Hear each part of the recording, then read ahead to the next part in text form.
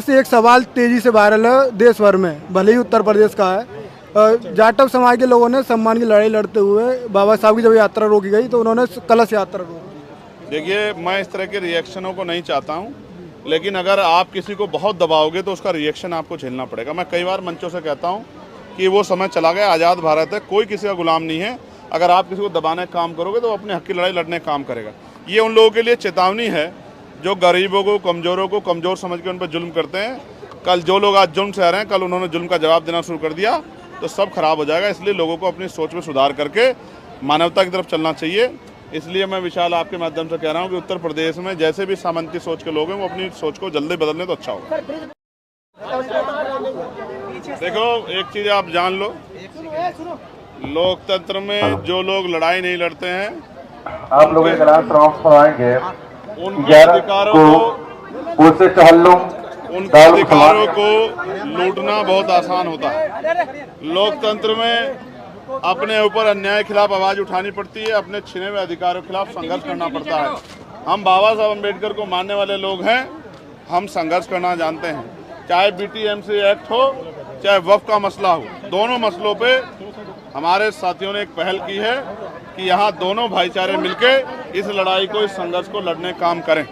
और मेरा विश्वास है आज जो पहल हुई है, आज यहाँ से जो अपील जाएगी वो लोगों तक पहुँचेगी और आने वाले कल में सब लोग एकजुट होकर इस लड़ाई को लड़ेंगे।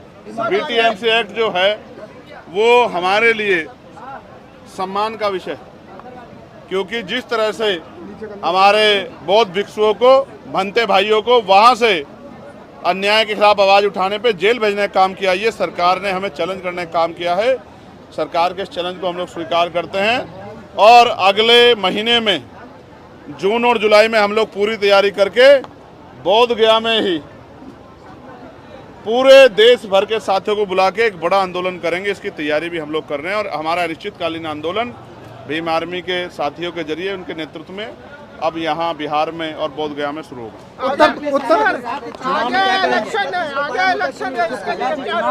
एक आदमी एक ही सवाल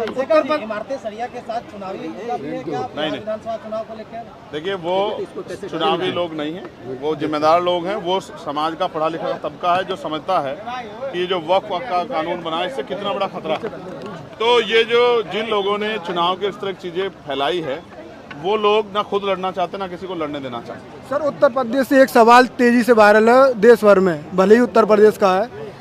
जाटव समाज के लोगों ने सम्मान की लड़ाई लड़ते हुए बाबा साहब की जब यात्रा रोकी गई तो उन्होंने कलश यात्रा रोकी। देखिए, मैं इस तरह के रिएक्शनों को नहीं चाहता हूं, लेकिन अगर आप किसी को बहुत दबाओगे तो उसका रिएक्शन आपको झेलना पड़ेगा। मैं कई बार मंचों से कहता हूं कि वो समय चला गया, आज़ाद भारत है, कोई किसी का गुलाम नहीं है।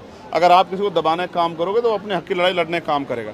ये उन लोगों के लिए चेतावनी है जो गरीबों को, कमज़ोरों को कमज़ोर समझ के उन पर जुल्म करते हैं।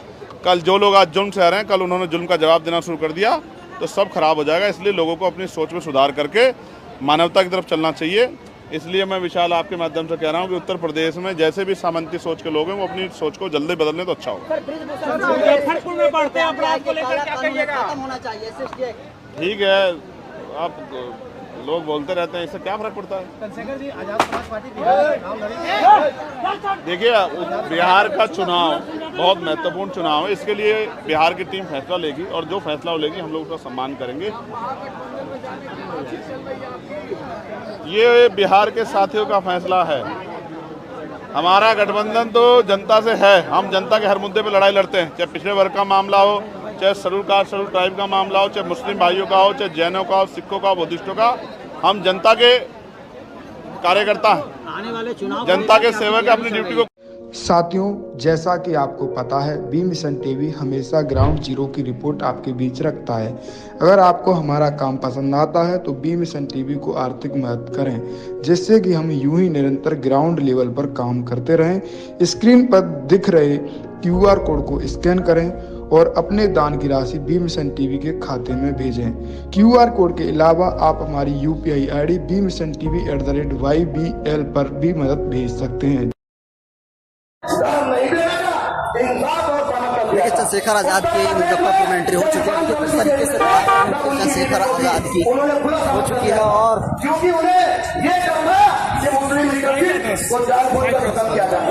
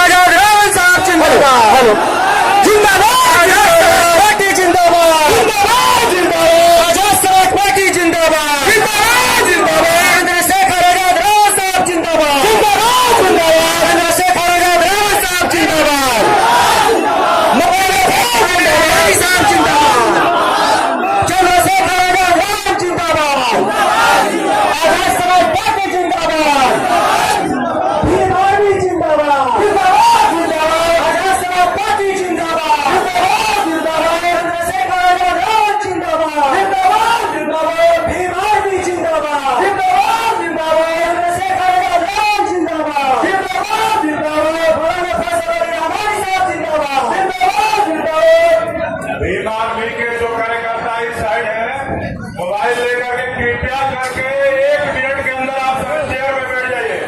भाई 1 मिनट के अंदर सभी चेयर में बैठ जाइए।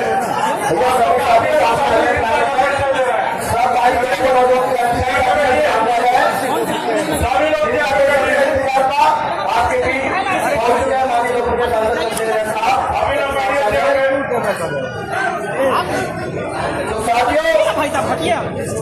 मना क्यों कर रहे हैं? हम अपने धर्म को गवाह नहीं, आप बिगड़ रहे हैं। हम जुल्म को सहने नहीं, हम लोग हम दुआ करेंगे, हम साथ में दावा दे, हम भी मदद करेंगे।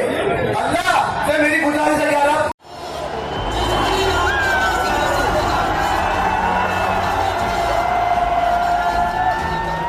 ये दिल्ली का इंदिरा गांधी स्टेडियम है।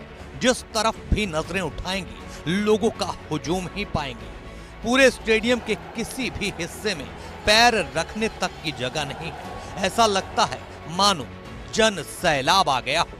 और देखिए कार्यकर्ताओं से खचाखच भरे स्टेडियम में किस अंदाज में नगीना सांसद और आजाद समाज पार्टी के अध्यक्ष चंद्रशेखर आजाद की एंट्री होती है।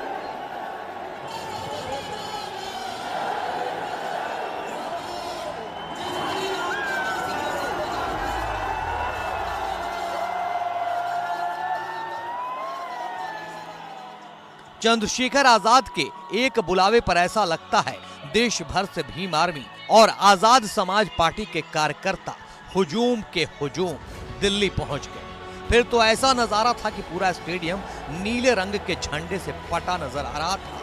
मंच पर पार्टी के तमाम पदाधिकारियों के साथ चंद्रशेखर मौजूद थे।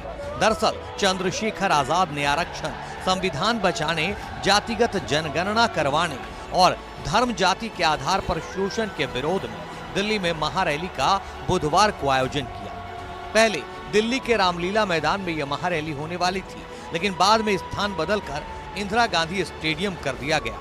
लेकिन स्थान बदलने का भी कोई असर इस महारैली पर दिखाई नहीं दिया, क्योंकि जैसा चंद्रशेखर आजाद ने दावा किया था 11 सितंबर को वो सच साबित हुआ।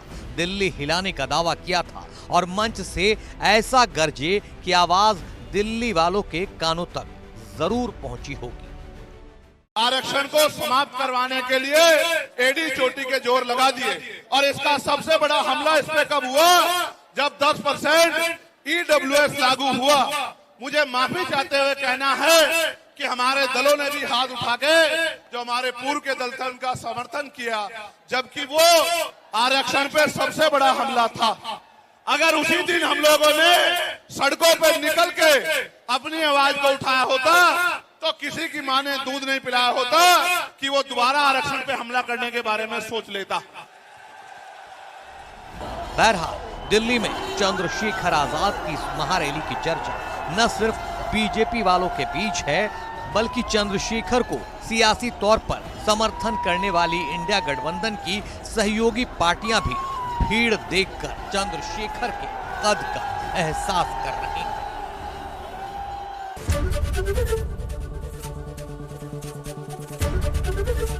एबीपी गंगा, खबर आपकी, जुबान आपकी। दोस्तों वीडियो देख के तो समझ गए होंगे, अभी आपने देखा होगा वीडियो में किस तरीके ने दलितों ने कलश यात्रा ठाकुरों की रोकी है। वो इसलिए रोकी है, इससे पहले इन्होंने दलितों की यात्रा रोकी थी, 14 अप्रैल की यात्रा अपने द्वारे से नहीं निकलने दी। उसी के बदले में इन्होंने ठाकुरों की यात्रा रोक दी। क्योंकि भाई दोस्तों देखिए, जब किसी को जुल्म करोगे, गरीबों पे अत्याचार करोगे तो कहाँ तक इंसान सहन करेगा। वो जमाने गए हैं दोस्तों। हर एक इंसान को जीने का अधिकार है, हर एक इंसान को घूमने टहलने का अधिकार है। संविधान में यही दिया गया है। संविधान के हिसाब से जो हमारे बाबा साहब ने संविधान लिखा है, हमारे बाबा साहब ने हर एक को अधिकार दिया, महिलाओं को अधिकार दिया, पढ़ने का अधिकार दिया, आज़ादी का अधिकार दिया। पूरा देश आज़ाद है, कोई कहीं भी जा सकता, आ सकता है दोस्तों। इसलिए किसी पे जुल्म कोई नहीं अब सहेगा। जैसा दोस्तों करोगे वैसा तो भरना पड़ेगा, उसका मुआवजा तो भरना पड़ेगा दोस्तों। किसी को दबाओगे उसको जवाब तो सुनना पड़ेगा। इसीलिए दोस्तों आप ऐसा काम मत करिए ताकि आपको जवाब सुनना पड़े। इसीलिए चंद्रशेखर भाई आज़ाद इस वीडियो में बयान दिया है। आप लोगों ने सुना होगा उस वीडियो के ज़रिए से। दोस्तों वीडियो कैसा है और क्या सही कहा या क्या गलत कहा, इस कमेंट बॉक्स में अपनी राय ज़रूर दें। दोस्तों मिलते हैं अगले वीडियो में, तब तक के लिए दोस्तों बाय बाय।